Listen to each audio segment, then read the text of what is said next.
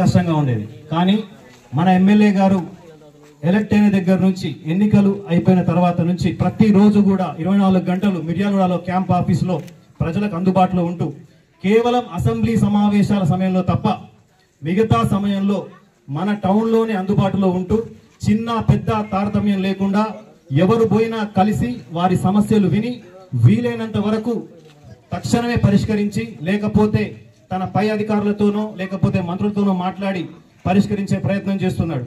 ఇది చాలా పాజిటివ్ సందర్భం.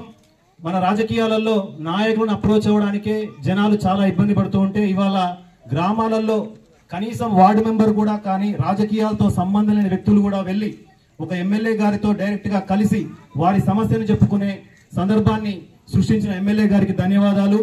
ఇటువంటి ఎమ్మెల్యే మనకున్నందుకు మనందరం చాలా గర్వపడాలి. ఎమ్మెల్యే గారు ఇదే విధంగా ప్రజలకు అందుబాటులో ఉంటూ వారి సమస్యలను తీరుస్తూ ఈ 4 ఏళ్లలో మిర్యాలగూడని మొత్తం రాష్ట్రంలోనే అభివృద్ధిలో అత్యున్నత స్థానం నిలుపుతారని కోరుకుంటూ ఈ అవకాశం అందరికీ ధన్యవాదాలు చెప్తున్నాను. చేసుకొని ఈ రోజు చర్యలు నిలుపుకోవడం జరిగింది.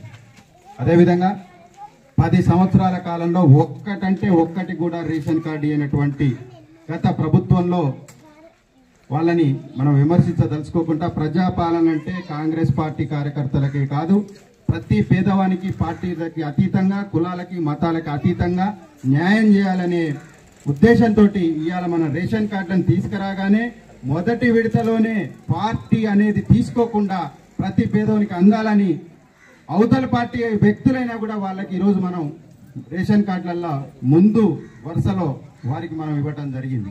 అదేమి మన వాళ్ళు బాధపడాల్సిన అవసరం కాదు, బాధపడే వద్దు. ఎందుకంటే మనం గర్వంగా ఇట్లా జబ్బలు జరుచుకొని మనం చెప్పాల్సిన అవసరం ఉంది. ఎందుకంటే వాళ్ళు గత ప్రభుత్వం వాళ్ళు ఎన్నడూ కూడా యువతలి కాంగ్రెస్ కార్యకర్తలకి ఎటువంటి సహాయం చేయనప్పుడు కూడా మనం దాన్ని విస్మరించి మనకు అందరికీ ప్రజలకి పేద ప్రజలకి మనం మన పార్టీలకు అతీతంగా కుల మతాలకు అతీతంగా మనము ప్రతి పేదవానికి న్యాయం చేయాలని చెప్పడం ద్వారానే మనం పేదలకు సహాయం చేయగలుగుతాం. ఇప్పుడు వచ్చే 4 సంవత్సరాలలో ఏ విధంగా మనం పేదలకు న్యాయం చేయాలో వారే స్వయంగా చెప్తారు. కానీ వారు చేసినటువంటి అభివృద్ధికి మనకు తోడ్పడినటువంటి వాటిని మనం చెప్పుకోకపోవడం వల్ల మనం వెనకబడిపోతున్నాం. కాబట్టి 9 కోట్ల రూపాయలతోటి లిఫ్ట్ ప్రాజెక్టు కానీ 5 లక్షల రూపాయలతోటి కాలువలు సాఫ్ చేయించుకోవటం కానీ సుమారుగా 20 లక్షల రూపాయలతోటి సీసీ రోడ్లు డ్రైనేజ్ నిర్మాణాలు, అదేవిధంగా ఇక్కడనే 20 లక్షల రూపాయలతోటి గ్రామ పంచాయతీ భవనం, ఇలా ఇవే కాకుండా సల్కునూరు మంగపురం నుంచి తోప్చెర్లకి 6 కోట్ల రూపాయలతోటి ఎమ్మెల్యే గారిని అడగంగానే వారు మనకి R&B మంత్రి కోమటిరెడ్డి వెంకటరెడ్డి గారి ద్వారా 6 కోట్ల రూపాయలు శాంక్షన్ చేయడం జరిగింది.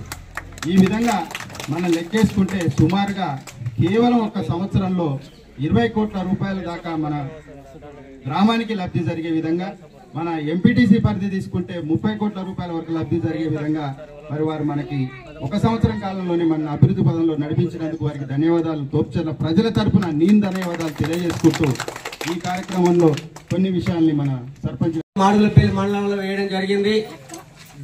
దానికి వేములపల్లిలో ఉన్న గ్రామంలో ఉన్న కొంతమంది రైతులు అంటే ఒక పావులంతో రైతులు కూడా మాడుగులపల్లికి పోవాల్సిన పరిస్థితి ఏర్పడుతుంది. కాబట్టి ఇది ఒకటి గమనించుకోవాలి. ఎందుకంటే వేములపల్లి హెడ్ క్వార్టర్ లో మండల ఆఫీస్ ఉన్నా కూడా వాళ్ళు కూడా మాడుగులపల్లి మండలం పోయి పని చేసుకోవాల్సిన పరిస్థితి ఉంది. ఇప్పుడు మన కోఆపరేటివ్ ఆఫీస్ కూడా ఈ రోజు పాములపాడుకు షిఫ్ట్ చేయడం అనేది జరుగుతుంది. దాని లిస్టు కూడా రావడం జరిగింది. మరి దాన్ని కూడా మీరు పెద్దలు గ్రహించి ఇప్పుడు తోప్చెర్ల నుంచి పాములపాడు పోవాలంటే ఇసుకపాడు నుంచి 18 కిలోమీటర్లు పోవాల్సి వస్తుంది సార్. మరి మీరు అది కూడా దృష్టిలో పెట్టుకోవాలి.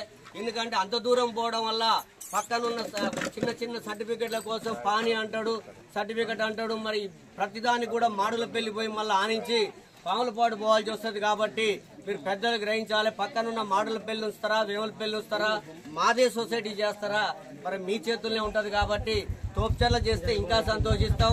లేదంటే మాడుగులపల్లి కుక్కడం చేయండి, ప్రజలకు సౌలభ్యంగా ఉంటది. కాబట్టి మీరు దీన్ని దృష్టిలో పెట్టుకొని చేయాలి. ఇంకా మా ఊరికి చాలా చేయాల్సి ఉంది. లిఫ్ట్ ఇరిగేషన్ ఒకటి చేయాల్సి ఉంది. మొలకపట్నం రోడ్డు ఒకటి ఉంది, బొమ్మకల్ రోడ్డు శాంక్షన్ అయిందంటారు. మీరు శాంక్షన్ చేసినందుకు మరోసారి కృతజ్ఞతలు కూడా తెలియజేస్తున్నాం. అవి కూడా లిఫ్ట్ ఇరిగేషన్ కూడా పని స్టార్ట్ చేసి వాటర్ కానీ డ్రైనేజ్ వ్యవస్థలు కానీ మనందరం కలిసి కూర్చొని 4 సంవత్సరాలు ఉంది కాబట్టి ఈ 4 సంవత్సరాలు ఒక ప్రణాళికాబద్ధంగా తయారు చేసుకొని ముందుకు పోవాలనేదే మన యొక్క కోరిక. మన గ్రామం తరఫున, బొమ్మకల్ గ్రామం తరఫున పెద్దలందరికీ, దాంట్లో చదువుకున్న వాళ్ళు కానీ ప్రజాప్రతినిధులు కానీ అందరూ కులాల మతాలకు అతీతంగా అందరూ కలిసి వచ్చే విధంగా ఉంచితే గ్రామాభివృద్ధిలో మీరే ముఖ్య భాగస్వాములు అయిపోతారు. దయచేసి దీన్ని మటుకు రేపు సాయంత్రం గల గ్రామ కమిటీ వేసుకుని మీరు ఆ పేర్లు, ఫోన్ నెంబర్తో సహా మాకు ఇస్తే తర్వాత ఏం చేయాలి చాలా చేస్తున్నామని.